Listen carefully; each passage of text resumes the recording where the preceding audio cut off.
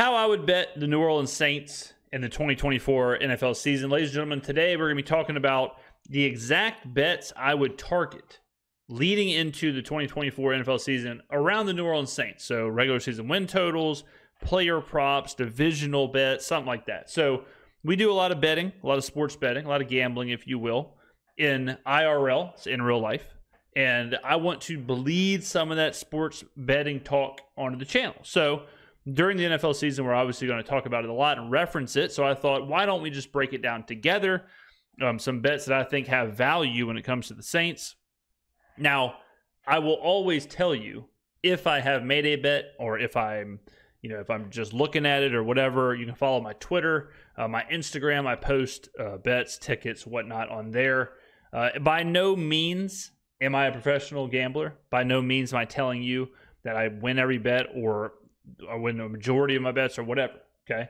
I'm the guy who bets on every Monday Night Football game because I'm watching the game. I bet on every Sunday Night Football game because I'm watching the game. I can quit whenever I want, okay? But just let's put that front and forward. So let's get into the bets. The first one, the big one, is the regular season win total. Last year, I talked about this bet every single video probably. Last year was 9.5 wins. We went through the schedule. We said easy division, easy schedule. How could you not win 10 games? And lo and behold, the Saints land at 9. The Green Bay game blowing the 18-point lead. Disgusting. Disgusting. Derek Carr's shoulder doesn't get hurt at Lambeau. Cash that bet easily, but alas. So this year, it drops down to 7.5 wins. Now, it's a tricky situation because, yes, I think the Saints have gotten better. Yes, I think the Saints are a better team than they were last year. Does that mean, is it as simple as the Saints won 9 games last year? I think they're better, therefore they win at least 10 games this year. No, it's not how it works. A lot of stuff goes into this. You have to look at things like your opponent, the scheduling. Are you playing certain teams off buys, or are you... there's a lot that goes into a regular season win total. It's more than just did this team get better. But a good way to do it is to look at the games. And we've showed this before, but if you look at the Saints right now, if you look at the games they're favored in, okay? So you got Carolina, 1. Dallas is not 1. Eagles are not 1. Falcons are not 1. Chiefs, no. Yes, Bucks at home. Yes, Broncos at home. No Chargers on the road. Yes, Panthers on the road.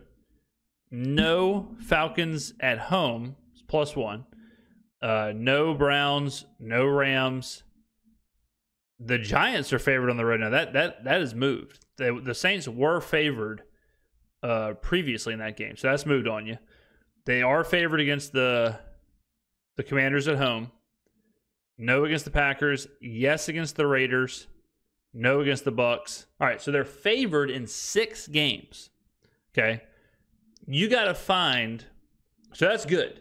Because you want, obviously, if you're favored in a game, do you always win it? No. But you at least know the games you're supposed to win, or you think that you have an advantage to win. The Saints need 8 wins for you to cash this ticket. They're favored in 6 games. So you got to find 2 games now that you think are coin flip games, or you think or the market has wrong, or whatever. I would absolutely throw the Giants in there. I think the Saints are a much better team than the Giants. I think the Giants are one of the worst teams in the NFL. By that time of the season, Daniel Jones may not even be starting. Who the hell knows who's playing quarterback? I would throw that one in there as a game that the Saints can win. That's 7 games. All right? So you got to find one more game. Is it... Now, when we did this, both Falcons games we're not favored in, right? So if you think we split against the Falcons, which I would say we do, then that's one right there. That's 8 wins. So you got the Giants and you got 1 Falcons game. Boom, you're over your win total. All right, now let's say the coin flip games. Okay, we already did the Falcons game at home. You're a 2-point dog against the Browns and a 1.5-point dog against the Rams. Those are, by every definition, coin flip games. So those 2 games you can tack on to the Giants and the Falcons. That's 4 games aside from the 6 you're favored in, that I think there's a legit chance the Saints can win those games. And it's not just me saying that; it's Vegas telling you too. Vegas is telling you this with the line. So you have 6 favored, 4 coin flip / potential wins. You need 2 of the 4 to go over. I think that's a hell of a proposition. I think that is a hell of a proposition. And again, that's not factoring in any big upsets like the Cowboys, the Eagles, the Chiefs, any of those games. We're not even talking about the Packers game. We're not even talking about the Chargers. The Chargers are a team that I think could be really bad. That's a team that's basically gutted their entire roster aside from Justin Herbert. So the Chargers could be a really bad team, and we didn't mention them at all. Okay, so I love the regular season win total. I love it over 7.5. I will be taking this bet. I can go ahead and tell you I will have this ticket before the season. Now that I'm seeing it, and you can bet these ahead of time. Now that I'm seeing it, I don't hate the idea of going ahead and taking the Saints +1 against the Giants. If you want to play these kind of long-term, try and find some value situation, I would be all about that. I think that's a fantastic spot. So the Saints are at home the previous week against the Rams. Then they play the Giants. Okay, let's see if we can see who the Giants play the previous week and the week after. This is some situational. This is a bit advanced here. So the Giants play the Cowboys. Wow. On Thanksgiving. So this is, let's see. So they play Thanksgiving. It is a Thanksgiving game. They play Thursday, Thanksgiving. Then Friday. All right, Sunday. Obviously they're off. Saints play the Rams. Okay, then the next week is this game. So the Giants do have a rest advantage. The Giants have a small rest advantage, so you got to factor that in. Coming off of a huge game, though, divisional game, Thanksgiving, I would argue that it almost like balances out the rest advantage, like playing on Thanksgiving, playing a divisional game, all of that. I think that kind of balances that out. Now let's look at the following week, because it might be a look-ahead spot. So the following week, the Giants play the Ravens. Not really a look-ahead spot there, and the Saints play the Commanders, so not really a look-ahead spot for either team. If the Giants would have been playing like the Eagles, that's a look-ahead spot. They would be prioritizing the divisional game against the Eagles over the Saints game, but neither team is in anything there. I still like this. If you want to bet games ahead of time to find that value, I think this moves on you. I think the Saints end up the favorite in this game. So I would go ahead and I would do that. But I don't have that ticket, but I definitely will be talking to the 228 Syndicate about that game. So I would absolutely take the Saints over 7.5 wins. I've explained it. 6 games you're favored in, 4 very winnable coin flip games. All you got to get to is 8. All you got to get to is 8 wins. Okay, so the next one that I've identified, so we've talked about that one. This right here, Chris Olave, regular season receiving yards. And this is all at DraftKings. I should have prefaced that, or prefaced that, as some of my friends say. Chris Olave at DraftKings, and just by the by, my favorite books, the books I check, DraftKings, FanDuel, Caesars, BetMGM. Those are the 4 books that I mostly do my business at. I would say almost exclusively. Those are the 4. Horses, I love the DraftKings horse app. If you want to get into horses, could not recommend DK Horse anymore. But always be shopping, ladies and gentlemen. You want to have multiple outs, especially in the day and age of online sports betting. There's no reason to only bet at one place. I'll give you an example. Right now, I think FanDuel, I want to say, or DraftKings has the Lions 12-1 to win the Super Bowl. Some other books have them as low as like 10-1, 8-1, right? So you're costing yourself money if you don't shop around. So always be shopping. But for this exercise, we're going to use DraftKings. Chris Olave, his regular season receiving yards is set at 1,025. Last year, Chris Olave had 1,123. With doofus Pete Carmichael, dingus Pete Carmichael, Chris Olave went well over this. This is with an offense where a lot of the time, Derek Carr had 60 yards passing at halftime. This is where this offense started with Michael Thomas was your number one receiver, not Chris Olave. This is in an offense where at one point, Alvin Kamara was going to he was going to break the single season receptions record. Okay. So this was a horrible situation for Chris Olave. This is where he's basically learning a new position with Michael Thomas being out and all of a sudden Olave having to assume that role. This is where all of the pressure is on him to succeed because obviously with Thomas being out and before Rashid Shaheed kind of came into his own, and even Rashid Shaheed coming into his own is only 46 catches. So the defense is absolutely zoomed in on Olave. With Pete Carmichael, who doesn't know what the hell is going on, and with Derek Carr in his first season, banged up at times, Chris Olave still went well over his number this year. So in what world does Chris Olave end up with less receiving yards? This offense should be much more suitable to getting him open. This offense should be much more about him getting the ball in space, him getting yak, all of that. Derek Carr should be much more comfortable in this offense. They should be able to run the ball much better. Chris Olave is coming into the season with a clearly defined role, something he did not have last year. So I don't see how this equates to him having less than 1,025 yards. I mean, I would go ahead and say last year was kind of a disappointing-ish season for Chris Olave. And they're saying that he's going to not only have less yards, but almost 100 less yards than last year. So I'm all for the Chris Olave over 1,025 receiving yards next year or this year. I think this is a great bet. I think you're going to get a lot of Saints bets this year where the market or the number is kind of deflated because of the perception, the false market perception around the Saints. Okay.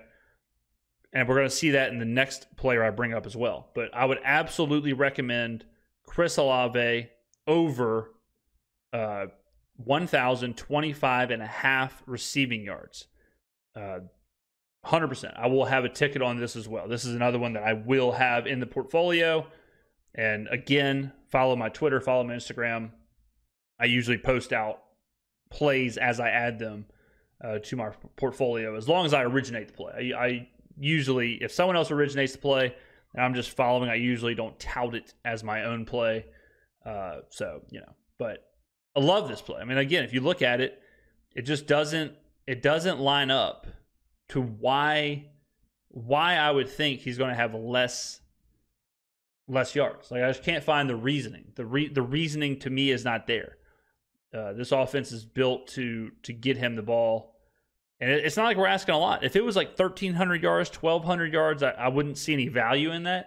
But the fact that we have to basically go over 1,000 yards, I mean, if you look at Olave's stats, he's gone over the number both years. And so what DraftKings or the market is basically telling you is that Chris Olave, do you think he's going to have the worst year of his professional career? What would make me think that Chris Olave is about to have the worst year of his career? He played in 15 games his rookie season, caught 72 passes, and went over the number. Last year, he played 16 games, 87 catches, went over the number in a horrible offensive year for the Saints. Everything is pointing towards this being a better year for the Saints offensively. So why would he have his worst year as a pro? Nothing lines up for that. So I'm absolutely recommending Chris Olave over his receiving yards. Now let's look at one more one more here. Well, we'll do two more actually. But all right, so Alvin Kamara, very similar. Very similar.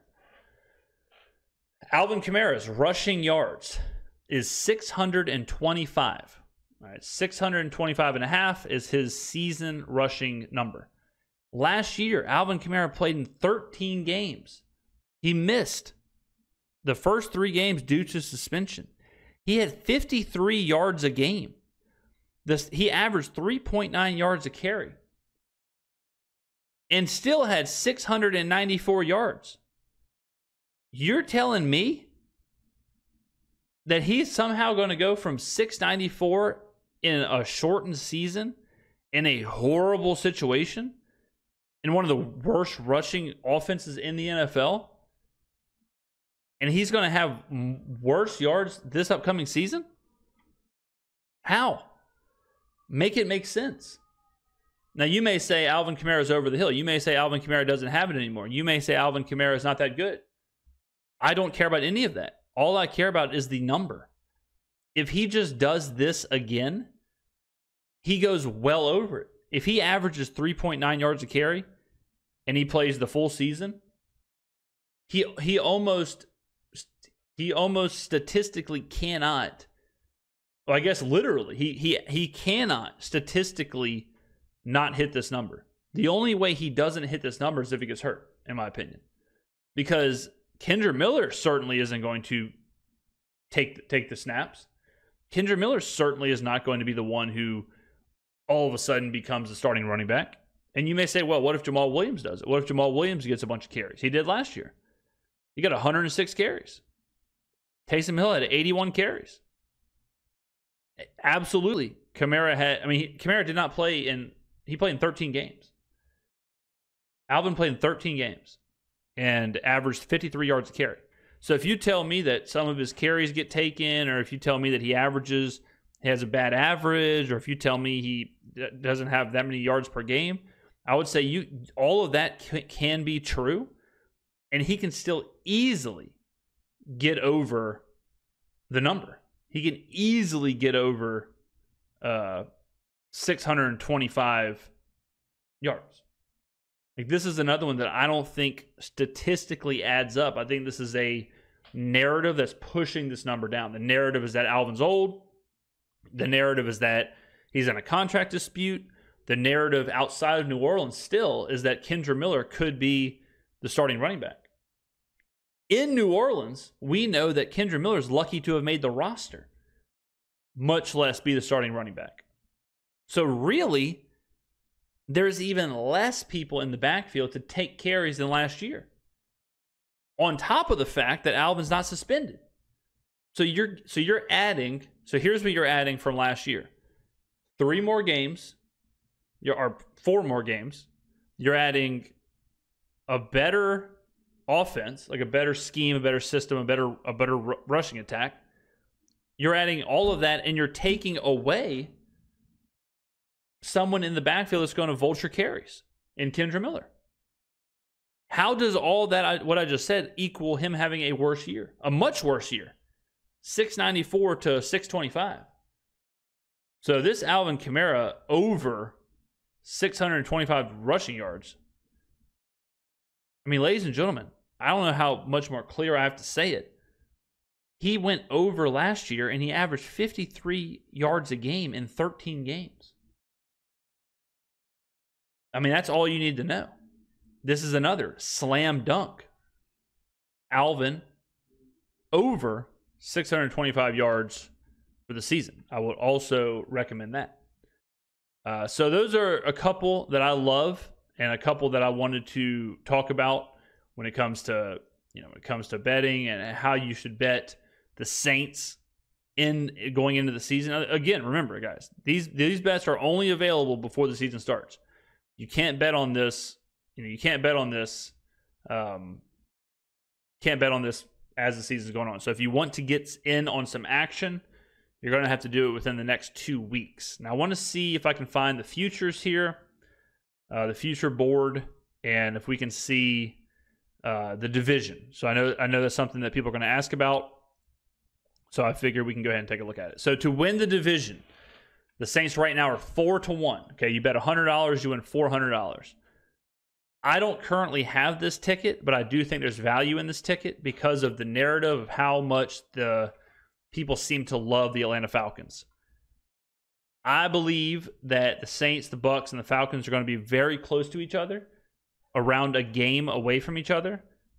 If you told me that the Saints are 4-1 dog, I don't think there's that much of a difference between the Saints and the Falcons, or the Bucs and the Falcons. If I was a Bucs fan, I'd bet the Bucs too. Will this win?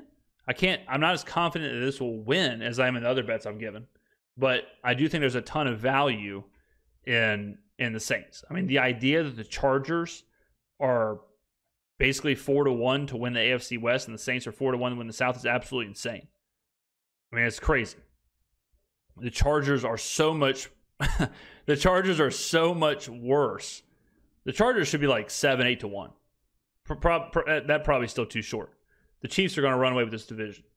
So I like the value in this play, but I'm not as confident that the Saints will win the division. This one is strictly the Saints are undervalued, the Falcons are overvalued. The market has messed this number up. Does it mean that does it mean that the Falcons will not win the division? Does it mean that the Bucs won't win it? Does it mean that the Saints are guaranteed to win it? Absolutely not. But there is value in the 4-1 for sure, 100%. I would rank this last in the plays that I've given out today, but I still think there is value in 4-1. That's a crazy number. So to recap, what I absolutely do like and what I absolutely will have tickets on: Saints to win over 7.5 regular season wins. Chris Olave to have over 1,025 yards, and shop around. These might not even be the best numbers. I'm just using DraftKings to reference, but you may find some value in other places.